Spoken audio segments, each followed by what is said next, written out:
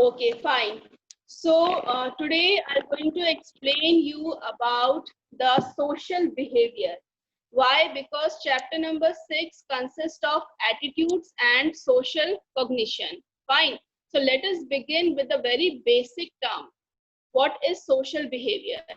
As I explained you, social behavior is not just to be in others' company.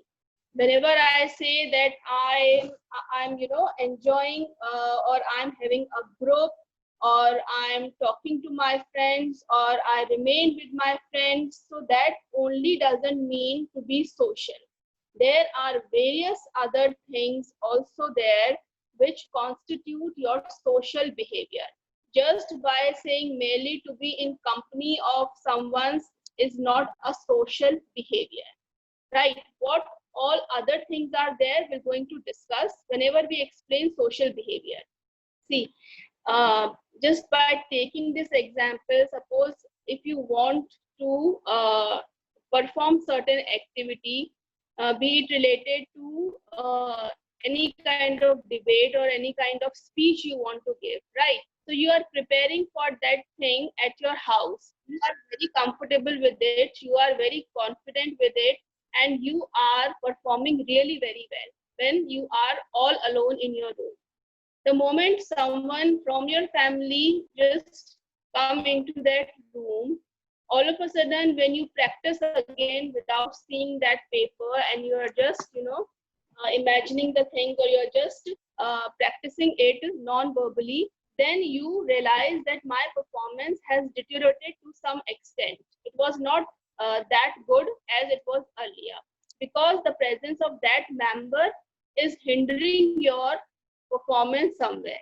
So there are three things. First, when you are in front of a real audience, suppose, right? And sometimes you imagine the thing. You just practicing at home that you are imagining lot of audiences sitting, and then you have to give a speech on stage in front of mic, right? The third thing, implied presence of others, means suggested presence. If someone is just suggesting you the scene, that imagine that there are many people, or imagine that there is a class going on, all of a sudden ma'am asks a question and you haven't understood that concept very well, so you will just imagine the situation, so you will realize that you will not be able to perform well. Fine. So just by imagining or by the implied presence or by the actual presence of others, somehow your behavior, your performance is getting affected.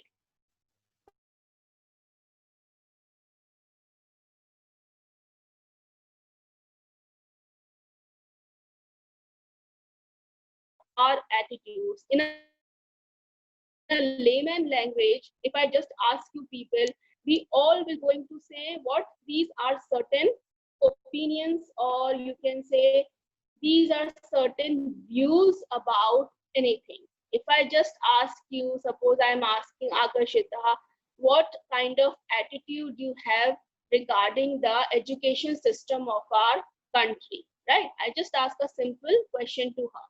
So what she'll start saying, she will just start saying or start expressing her views about the thing, her opinion about the education system of the country, right?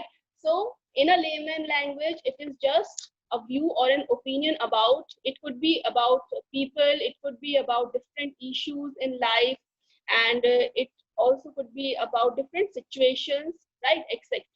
The second important term is impression formation. When we meet people, we make inferences about their personal qualities. This is called impression formation. Yes, whenever we meet someone for the first time, or whenever we are meeting someone, what we used to we make an impression about that person. And what are these? These are simply inferences about their personal qualities. We sometimes just make an impression, whether it is a positive impression, whether it is a negative impression, whether it is good or bad. We ourselves just make inferences about their personal qualities in the very first meeting. We do not know the person, or maybe second time also you are meeting the person, but then also you just make inferences about their behavior, about their personal character, about their physical appearance, right? So this is known as impression formation. Now, after this, which process starts?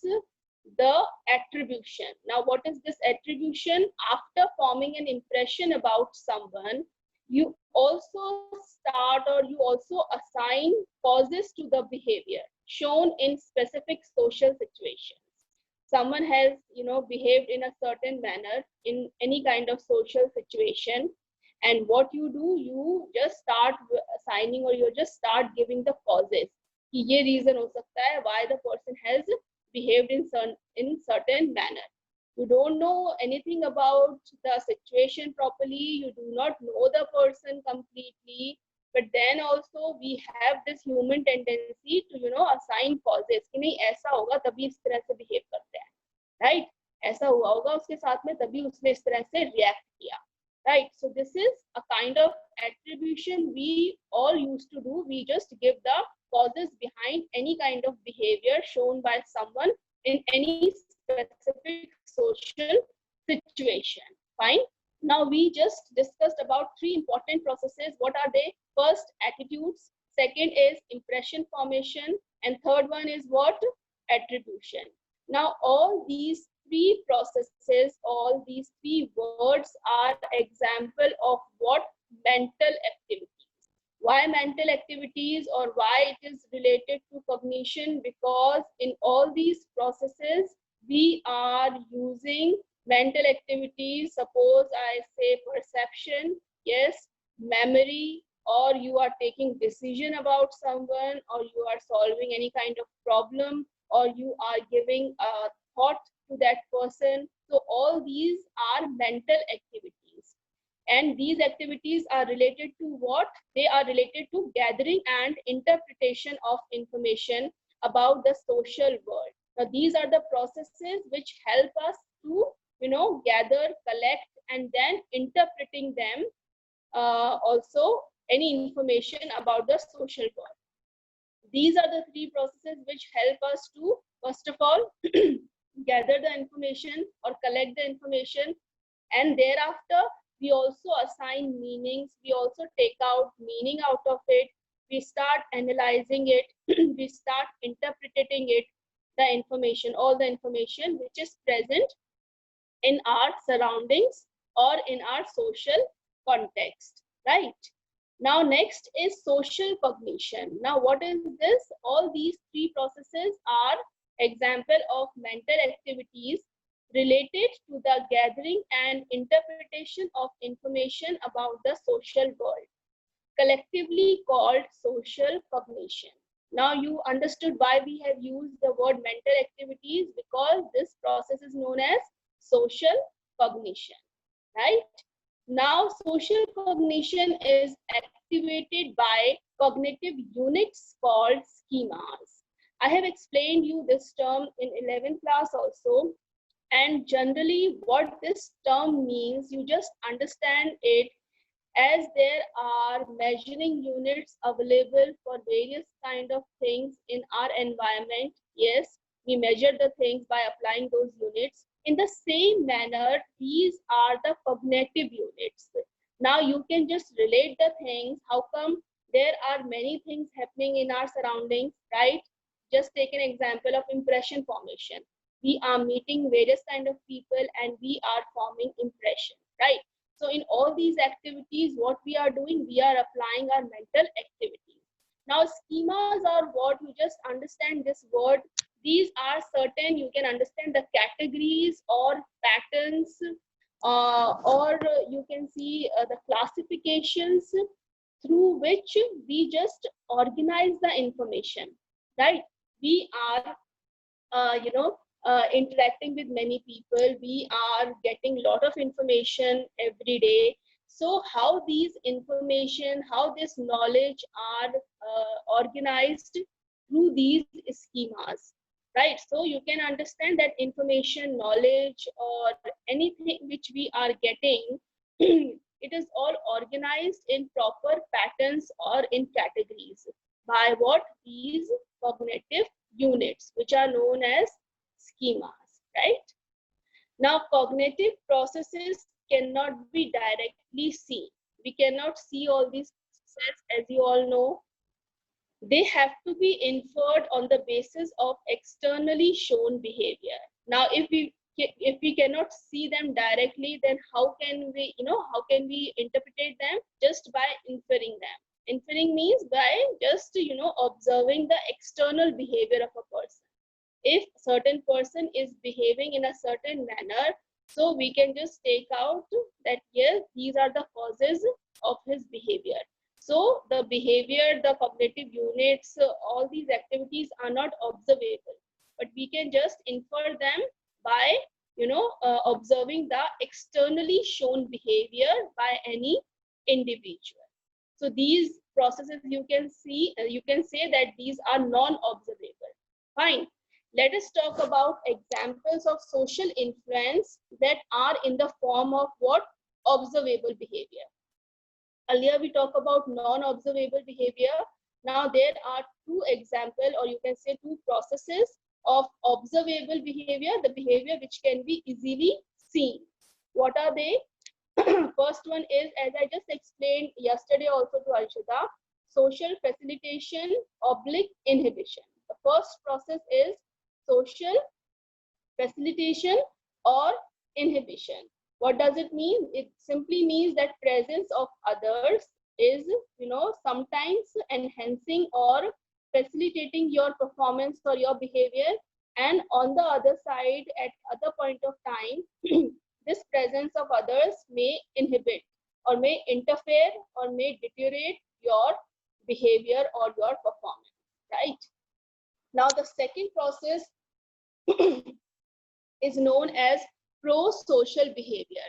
Pro-social behavior means that whenever you find someone in need, or whenever you find someone upset, disappointed, or in distress, you always go to help that person, right? Pro-social behavior, that you are very social in the sense that you always start from your side. You always initiate the thing. The person hasn't asked you to help him, but whenever you see such persons, all the person who need help, you always provide them the help, and without expecting anything in return. This is very important. Yesterday also I explained with an example. I hope you remember. So that example you can give about the donation, about the charity, right? If you are expecting something in return, that is not a pro-social behavior. But when you are giving all things very selflessly, right? जैसे हिंदी में we used to say pro-social behavior का क्या exact मतलब होगा? परोपकार, right? So these are the two processes of observable behavior. These are examples of social influence also, that how other people influence our behavior, or how we also influence someone's behavior, right? So just a second. Okay, fine. Now, next thing under this explaining social behavior topic, they are saying that social psychologists have shown that one must go beyond common sense and folk wisdom in order to explain how people observe and make sense of their own and others' diverse behaviors. See, if you all can remember this thing, we have discussed with very good examples in class 11 in chapter number 1, when we discussed about some popular notions about psychology. We talked about the word common sense, yes, and we also talked about what exactly psychology means and the difference between the two. So what this means, that social psychologists have come to some conclusions which say that whenever we follow certain things which are based upon common sense or folk wisdom, means the things which are prevalent in society from centuries, right? If we are blindly following them, that doesn't explain that how people observe and make sense of their own behavior or others' behavior, right? The social behavior we are talking. But what we have to do, we should always go for a systematic and objective observation. And how is it possible? It is only possible by applying or by adapting scientific methods, as we used to do in experimental. method, right? We form a cause and effect relationship. We do proper experiments, we proper researches in a well-controlled manner, or not even in controlled manner, or always laboratory or control situations are not required. Field experiments are also there. Observation in natural surroundings are also there. Naturalistic observation, right? So they are saying that do not always follow the things which are just based upon common sense. कौन कौन से example हमने discuss किए थे उस time? Suppose I say that women are not good drivers as compared to men. This is a common sense notion which is very much prevalent in Indian society. But in reality, this is wrong, right? And nowadays you can find many women driving the car very efficiently, very effectively as compared to men, right? There are many other gender discrimination is obviously, based upon this kind of common sense only, that girls are not able to get good marks in science stream or in mathematics particularly. So all these things have proved, have disproved, and we are conducting researches which has certain scientific element, certain scientific base, and upon the basis of that base we can prove the things, we can validate the things, right? So this is all about explaining social behavior. Now let us discuss nature and components of attitude. Fine. Now nature and components of attitudes, we start with a question. Suppose, in my opinion, dash, or others may say so and so, but I feel dash and question mark. Now what are these things? These are simple questions which are showing, or which are expressing your opinions and your views about something, right? So what they are saying, the topic of some of these opinions may be only moderately important to you, right? There are certain topics which are not very much important to you, they are moderately important to you. So they are simply ways of thinking. Jab you are operating the things on only the thinking part, that is what moderately important for you. Fine. It does not matter much to you that others agree or disagree with your views. Abhi you are not, switching over to the next part, which is known as emotional part. Suppose there is a topic, there is any theme is there, and regarding that topic or theme, you just think. You do not attach yourself emotionally to that thing, right? So that was just on the thinking part. What is the next part? When you attach yourself emotionally. If someone says, bad about that topic or about that person, you feel bad, right? So that means you have attached yourself emotionally to that topic. Now next important thing in explaining attitude, if your views are not merely thoughts but also have emotional and action components, then these views are more than opinions, and they are example of attitudes. What they are saying is simply, if there are opinions and views and only thoughts are there, it is not an attitude. To become an attitude, what two important things are needed? The emotional and action component. Now we'll understand this full process with a very easy and interesting example. But for now, just get it clear that attitude is not simply a view or opinion, right? What is it? It also involves the emotional and the action component. Now let us just understand this whole process with the help of an example. Suppose there is a tree plantation campaign going on in your neighborhood, right, under the Green Environment Week.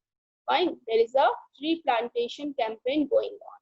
Now you have sufficient information about the environment, you have a thinking process about the environment, and your view towards a green environment is positive, that environment should be green, we should plant lot of trees. right? Because they are very beneficial to humans. So this is just a thought process, a thinking process about a topic. Topic is what?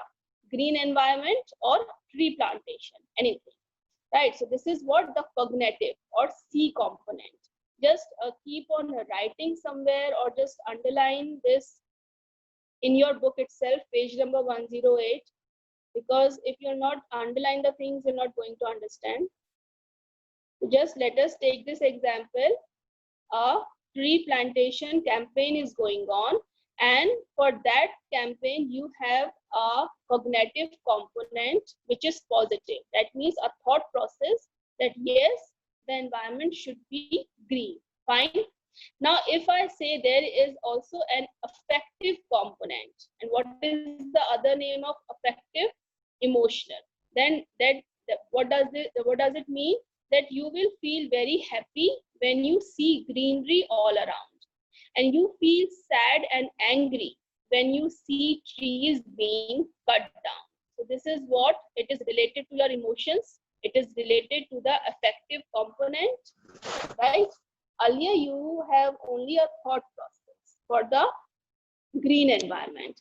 Now whenever you see greenery all around, whenever you see trees, you feel very happy.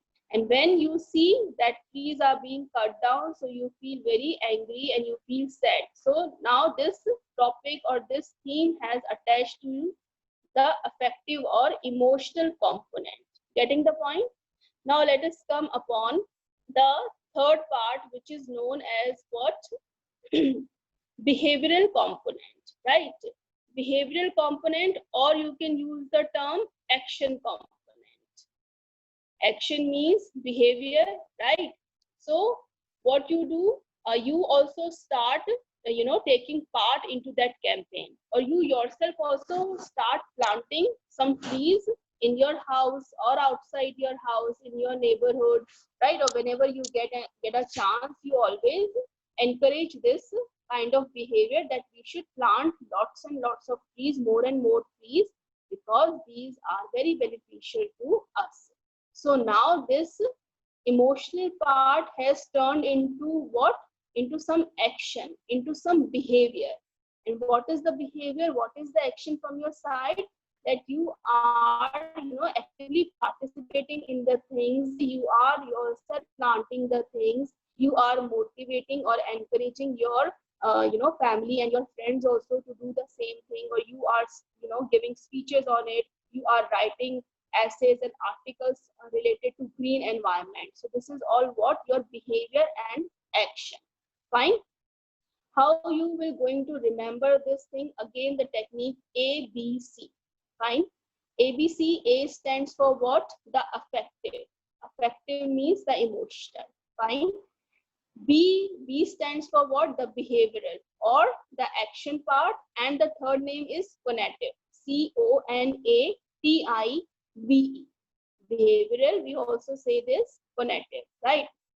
Then comes C. C component means the cognitive aspect. Fine. The cognitive aspect means what? The thought process, the thinking process. It is not in the sequence, but yes, just to remember the things, it is a very good technique.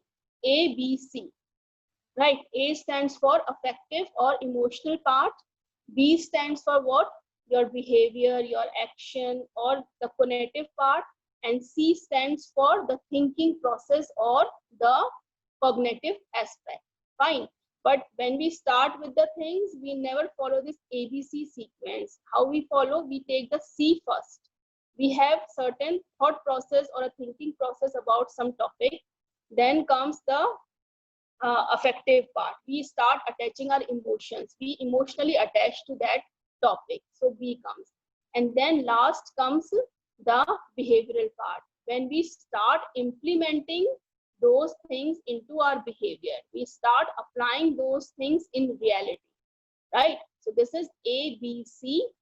And through this example, we can very well explain this concept. Fine. Okay. Ma'am, we can stop with the recording.